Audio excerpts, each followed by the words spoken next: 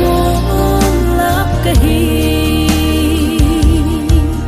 ke man kalon pi ka umpi nai eti ke man kalon pi ka umpi nai eti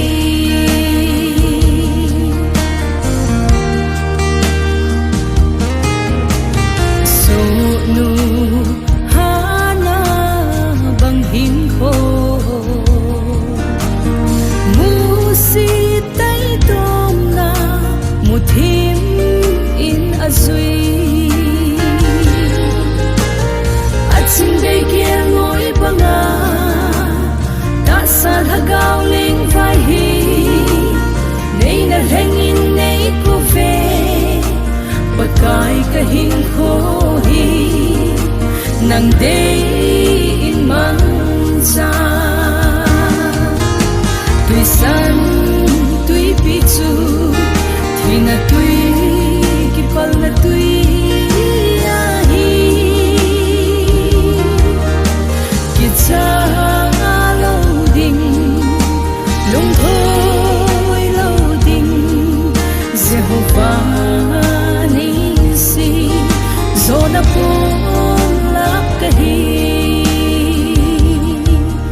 ke man kalon pi ka umpi nai eti ke man kalon pi ka umpi nai eti boy nang hi pathi na tong dinga kana pi do na hin gel do jingin o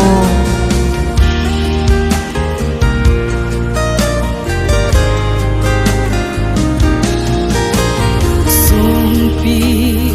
ako na chate ta sa dang no na don ding tui na pe si na thep na lin na son ding imane solo het na nei lo lung mol pe nei hin ko ve pa ka na kin bol di tui san tui pi chu thui na tui ki pal na tui a hi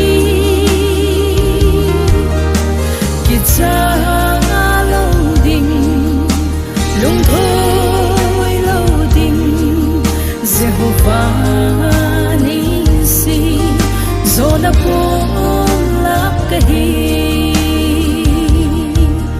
ke man kalon pi ka umpi nai eti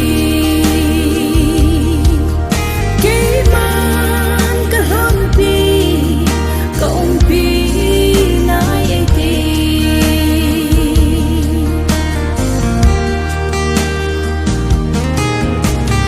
nang ma ta san te la sam lo